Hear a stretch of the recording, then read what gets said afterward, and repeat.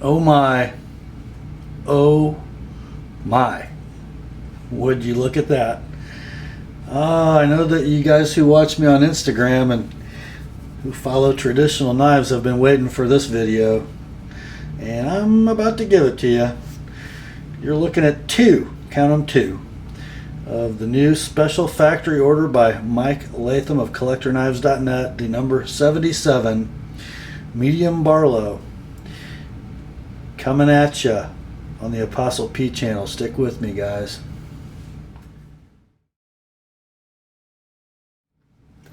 Hi gang, Rob here. It's the evening of 1 March 2015, and they're here.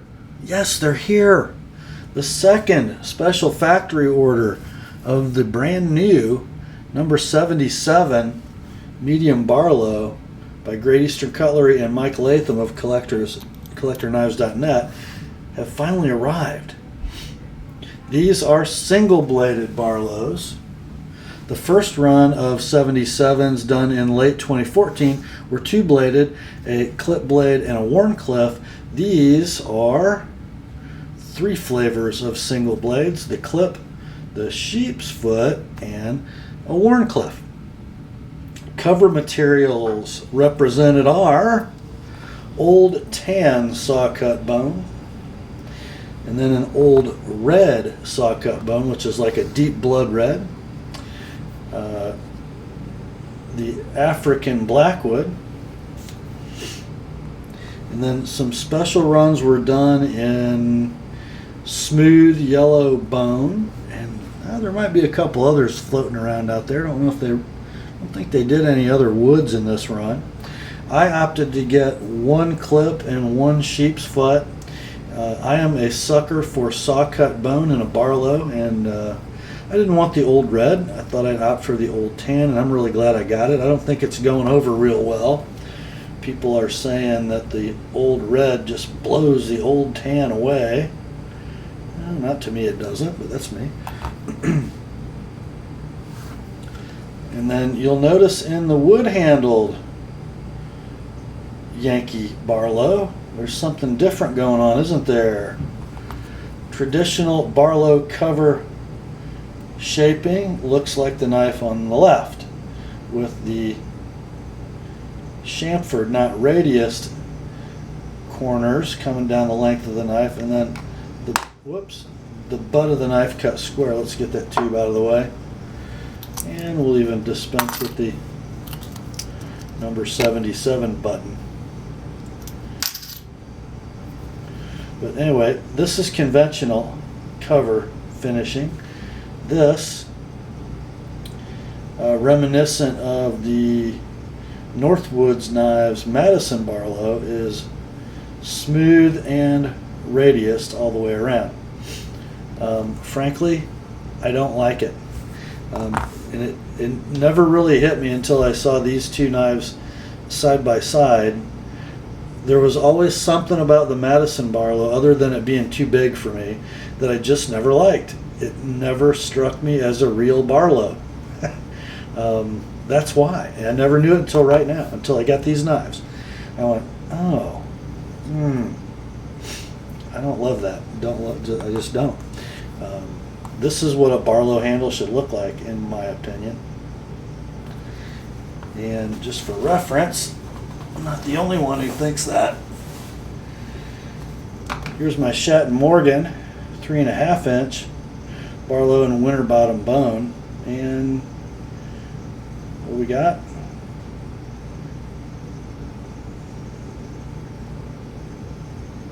Slightly chamfered down the sides and square cut in the butt. Not to belabor that point, now I love the 77. I love the size of the knife.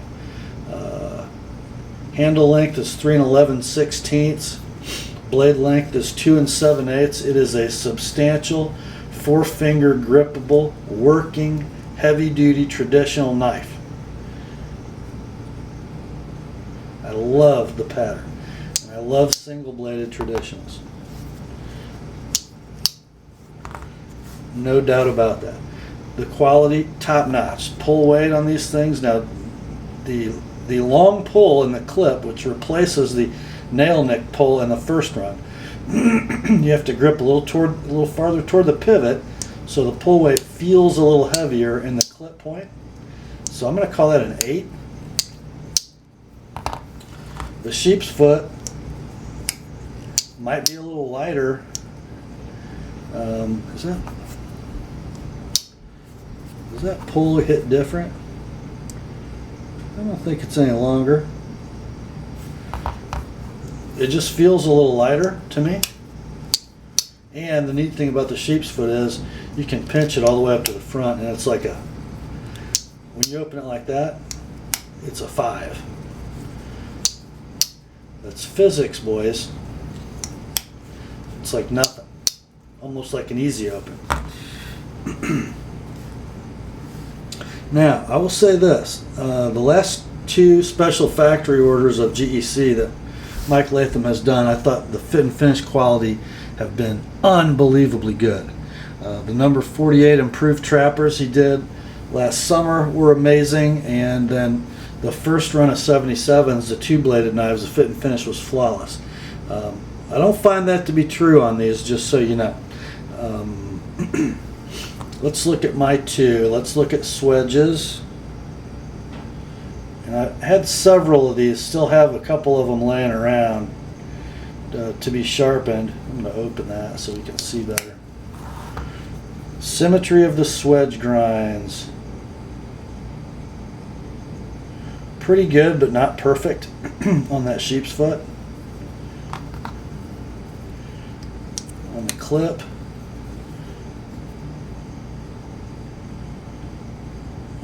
Pretty good, but not perfect. Some of these I've seen not close to perfect, and you'll not be able to see this on my knife, but at the base of the swedge, right here, as this knife came to me, there was no cleanup on the satin finish. I had to actually go in manually with a piece of 400 grit paper and bring that satin all the way into that rather sharp corner. Don't think I see that on my sheep's foot, but there's a little more radius in the corner on this knife. Just some of the swedge grinds aren't perfect. And I don't know if you can see this. I'll try to get a shot of this for you. You guys know I always rave about the straightness of grinds in straight-edged GECs. I don't know if you can pick this up, but there's a low spot, like a 1/16 of an inch from the tip of this knife. You can tell that because my edge grind gets a little thin right there. I hope that shows up on camera. Other than that, everything's totally squared away with these. Our transitions are good, really good. This is something on a Barlow that's always difficult. How perpendicular did they grind the butt?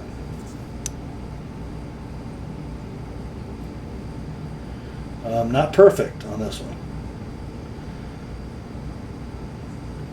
Actually, man, it's not as bad as it looks on camera, but it's not straight. Now, when you round them, that issue is not so much of an issue, is it? And frankly, you're going to see that on almost any Barlow. They just won't be quite straight going across. That's okay. We'd rather have them be flat than have facets to make them look straight. So. And there's only so many attempts you can make at that, so many cracks at it you can take before you end up losing your handle. Again, transitions are great, and even better on the African Blackwood. Just generally really good work from GEC on these. Let's take a look at the ends of the back springs. Really good. Nice and straight across. on both of these, just great. Blade centering, yeah. That's what you expect from GEC. You watching, Queen? Let's take a look at the blade wells. Just nice and beautiful. Here's a little interesting factoid. Thanks to Steve, How About the Truth on YouTube, we found out something about this run that's a little different. Traditional construction or material choice for Barlow knives is that the liners and the bolsters are made of steel. And I didn't know this until last week. GEC number 15 Tom's Choice Barlows are all steel. Bolsters, liners, blade, all steel. You'll remember that the first run of these 77s, the two-bladed version, had brass liners and nickel silver bolsters. These knives have nickel silver bolsters and nickel silver liners, and if you look closely you can see a difference in finish and in color between the liners and the back spring. If you look at your Tom's Choice Barlow, if you have one, they're going to look exactly the same. I thought that was interesting. And TC Barlows will say, after the part number, like on this one it would say 771115 STL. Notice no STL after this. Now I want to talk a little bit before we wrap up this video about the nomenclature of the 77 Barlow by GEC and Mike Latham. We've been struggling with this, haven't we? Everybody knows that a number 15 is a Tom's Choice Barlow or a Charlo, right? Well, the number 77 Medium Barlow, and those are Charlos because of their father, Charlie Campagna. Well, the 77 comes with a button that says Yankee Barlow. I guess that would be the equivalent of a Tom's Choice Barlow. That's what GEC calls it. But what should we call them? Guys, we're calling them Marlows, M-A-R-L-O-W, using M for Mike, and then the rest of the word Barlow. I think that's just a little too close to Charlo for me. I've been calling them Barthams. So B-A-R from Barlow and T-H-A-M from Latham. And then, you know, enter my buddy Steve from How About the Truth. He came up with a new name. Can't believe I'm really going to say this on the TheApostleP channel. Close your ears, kids. We have the number 77 Yankee Barlow by Mike Latham. Yeah, you guessed it. I think he had the sheep's foot in his hand when he came up with this, because he says you just pinch the front of the blade and yank them. Yeah. I hope this doesn't catch on, but that's what Steve calls them. The number 77 yank 'em. I'm sorry, guys. I owe it to you to report the news. Sometimes it's just not too pleasant. So what are my overall feelings about these guys? Well, if you were paying attention and you got one of these on pre-order, you paid less than $90 shipped for it. $15 or $20 less than a number 15 Tom's Choice Barlow.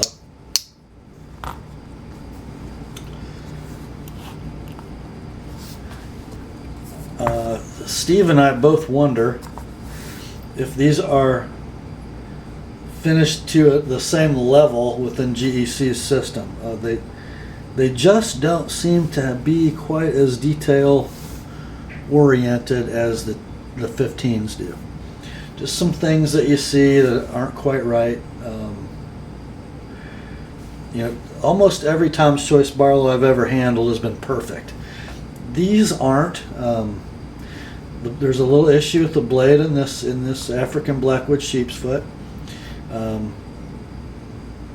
on the clips I've seen some swedge issues. Mine is the best one I've seen. And a little bit of lack of perpendicularity going across the butt. But other than that, they're exactly what you expect from GEC. And I think, I don't know this for sure, but if you just look, I believe this is the most thinly ground clip point blade this long that I've seen from GEC, especially at the tip.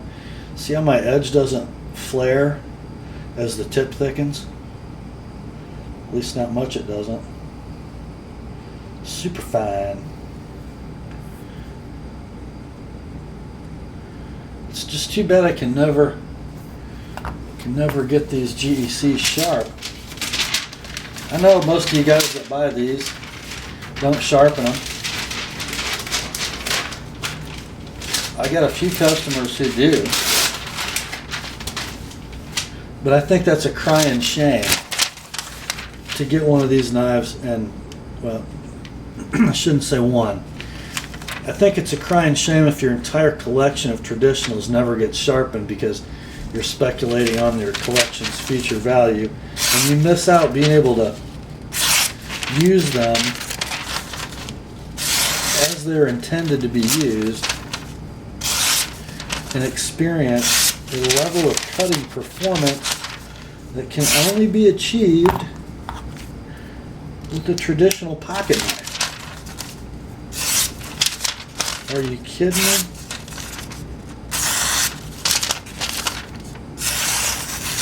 Oh, man.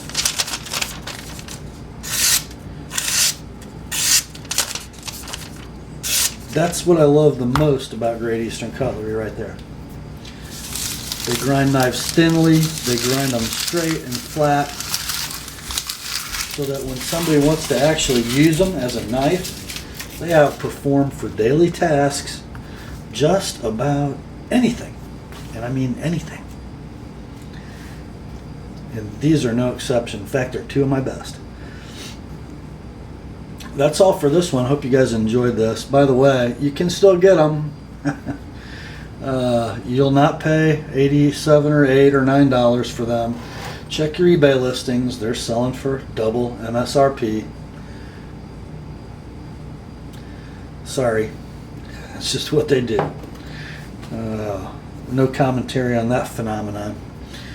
Grace to you and peace, my friends, from God our Father and the Lord Jesus Christ. And remember, the Word and my two Barthams are sharp.